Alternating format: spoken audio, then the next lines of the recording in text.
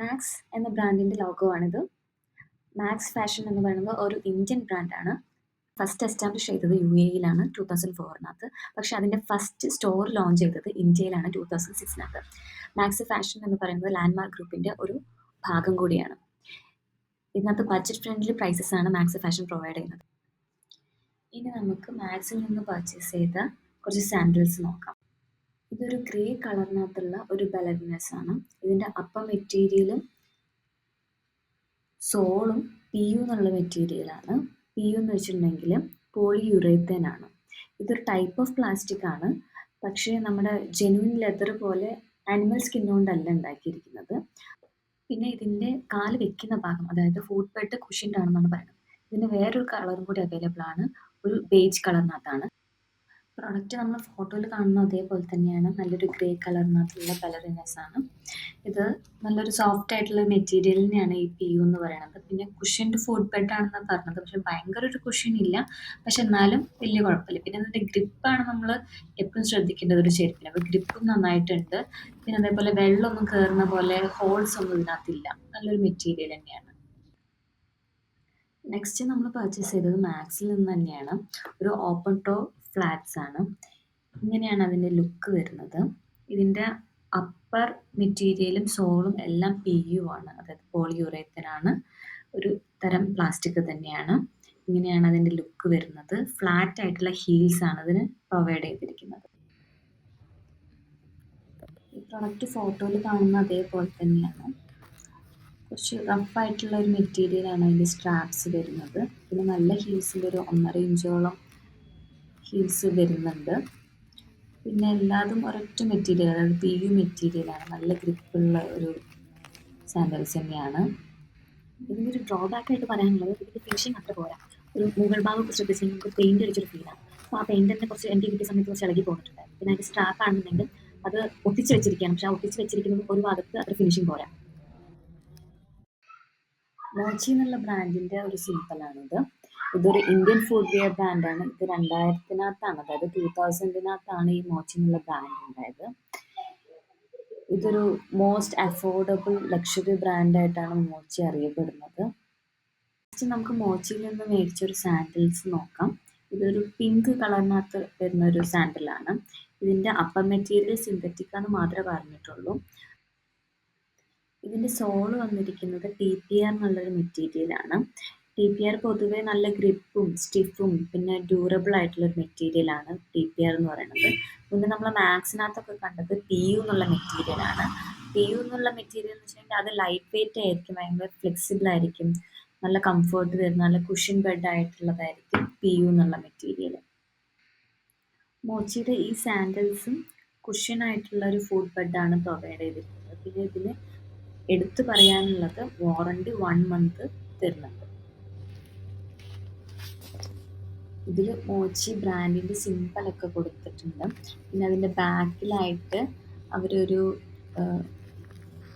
കുഷ്യനാണ് provide ചെയ്തിരിക്കുന്നത്.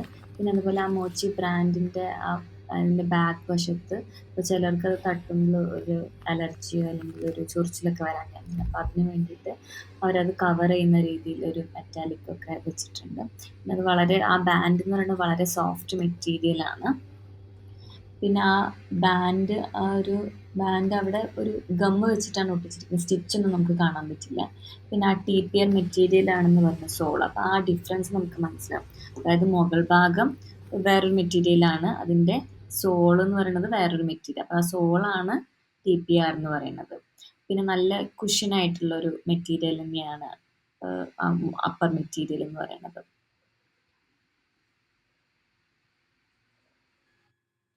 Puma, നിങ്ങളെല്ലാവരും കണ്ടിട്ടുണ്ടാവും പ്യൂമയുടെ ഈ ഒരു ലോഗോ. ഇത് ഒരു ജർമ്മൻ കമ്പനിയാണ്. നമുക്ക് athletic and casual footwears, apparels, accessories ഒക്കെയാണ് ഈ പ്യൂമ കമ്പനി ഉണ്ടാക്കുന്നത്. ഇതിൻ്റെ ഹെഡ് ക്വാർട്ടേഴ്സ് എന്ന് പറയുന്നത് ബവേറിയ, ജർമ്മനിയിനകത്താണ്. ഈ കമ്പനി സ്റ്റാർട്ട് ചെയ്തത് 1948-നകത്താണ്. അപ്പോൾ നമുക്ക് ഈ ഒരു പ്യൂമയിൽ നിന്ന് മേടിച്ച 2 ബാഗുകളാണ് ഇന്ന് നമുക്ക് കാണാനുള്ളത്. അപ്പോൾ ആദ്യം നമുക്ക് പ്യൂമ ഒരു ബ്ലാക്ക് കളറ്, ബ്ലാക്ക് മാത്രമല്ല പിങ്ക് ഉണ്ട്, ബ്ലൂ ഷെയ്ഡിനകത്തൊക്കെ ഉള്ള ഒരു ചെറിയൊരു ബാഗാണ്. ഒരു കാഷ്വലായിട്ടൊക്കെ യൂസ് ചെയ്യാൻ പറ്റുന്ന ഒരു ഹാൻഡ് ബാഗാണ്. അപ്പോൾ ഇതിൻ്റെ മെറ്റീരിയൽ എന്ന് പറയുന്നത് ഒരു പോളിസ്റ്റർ മെറ്റീരിയലാണ്. അതുകൂടാതെ ബ്ലാക്ക് നമ്മുടെ പ്യൂമയുടെ ലോഗോ പ്രിന്റ് ചെയ്തിട്ടുണ്ട്. ഇതിൽ നോൺ ഡിറ്റാച്ചബിൾ ആയിട്ടുള്ളൊരു സ്ട്രിങ് ആണ് വരുന്നത്. ഇതിന് ഏകദേശം ഒരു 20 ഇഞ്ചസോളം ലെങ്ത് ഉണ്ടായിരിക്കും. ഒരു മെയിൻ കമ്പാർട്ട്മെൻറ്റും ഒരു ഇന്നർ കമ്പാർട്ട്മെൻറ്റ് വിത്ത് സിപ്പും ഒക്കെയാണുള്ളത്. ഈ ഒരു ഹാൻഡ് ബാഗിനകത്ത് ആ ലോഗോ ഒക്കെ വളരെ രസമാണ് കാണാൻ. പിന്നെ നല്ല സോഫ്റ്റ് മെറ്റീരിയലാണ്. ഇതിന് ഫസ്റ്റ് മെയിൻ കമ്പാർട്ട്മെൻറ്റ് തുറക്കണമെന്നുണ്ടെങ്കിൽ ഒരു സ്നാപ്പ് ക്ലോഷറാണ്. ഇങ്ങനെയാണ് സ്നാപ്പ് ക്ലോഷർ വരുന്നത്. നമുക്ക് ഫെമിലിയർ ആയിട്ടുള്ളത് തന്നെയായിരിക്കും. പിന്നെ ഒരു ഇന്നർ കമ്പാർട്ട്മെൻറ്റ് വിത്ത് സിപ്പ് ക്ലോഷറാണുള്ളത്. പിന്നെ കാർഡ്സ് വെക്കാൻ കുറച്ച് സ്ലോട്ട് ഉണ്ട്. പിന്നെ 2 പെന്ന് വെക്കാൻ, പെന്ന് അല്ലെങ്കിൽ പിന്നെ എന്താ വെക്കാന്ന് എനിക്കറിയില്ല. പക്ഷെ അങ്ങനത്തെ ഒരു ചെറിയൊരു സ്ലോട്ടും കൂടി ഉണ്ട് ഇതിനകത്ത്. പിന്നെ മെയിൻ കാര്യം വാറണ്ടി 3 months പ്രൊവൈഡ് ചെയ്യുന്നുണ്ട് പ്യൂമ തന്നെ. പ്യൂമയുടെ ഒരു പർപ്പിൾ കളർ സ്ലിംഗ് ബാഗാണിത്. ഇത് വാഷ്ഡ് സ്ലിംഗ് ബാഗ് എന്നാണ് പറയുന്നത്. അതിൻ്റെ ആ ഒരു പ്രിന്റ് കണ്ടിട്ടുണ്ടെങ്കിൽ നമുക്കൊരു വാഷ്ഡ് ഫീലിംഗ് വരുന്നതുകൊണ്ടാണ്. ഇതൊരു പോളിസ്റ്റർ ബ്ലെൻഡ് മെറ്റീരിയലാണ്. 2 മെയിൻ കമ്പാർട്ട്മെന്റ് ആണ് വിത്ത് സിപ്പാണ്. പിന്നെ ഒരു ഇന്നർ കമ്പാർട്ട്മെന്റും ഉണ്ട്. പിന്നെ ഇത് ഡിറ്റാച്ചബിൾ ആയിട്ടുള്ള സ്ട്രിംഗ് സ്ട്രാപ്പാണ് പ്രൊവൈഡ് ചെയ്തിരിക്കുന്നത്. ഈ ഒരു ബാഗിൻ്റെ സ്ലിംഗ് വളരെ വലുതാണ്. പിന്നെ ഇതിന് 2 മെയിൻ കമ്പാർട്ട്മെന്റ്സ് ആണ് ഉള്ളത്. കണ്ടോ, നല്ല ലെങ്തി ആയിട്ടുള്ളൊരു സ്ട്രാപ്പാണ് അതിന് കൊടുത്തിരിക്കുന്നത്. അത് ഡിറ്റാച്ചബിളും ആണ്. പക്ഷെ ഇതിൻ്റെ ഷേപ്പെല്ലാം മാറിയിട്ടുണ്ട് ഇത് കിട്ടിയപ്പോൾ. അതാണ് ഇതിൻ്റെ ഒരു പ്രോബ്ലം ആയിട്ട് വരുന്നത്. ബാക്കിൽ അറയൊന്നുമില്ല.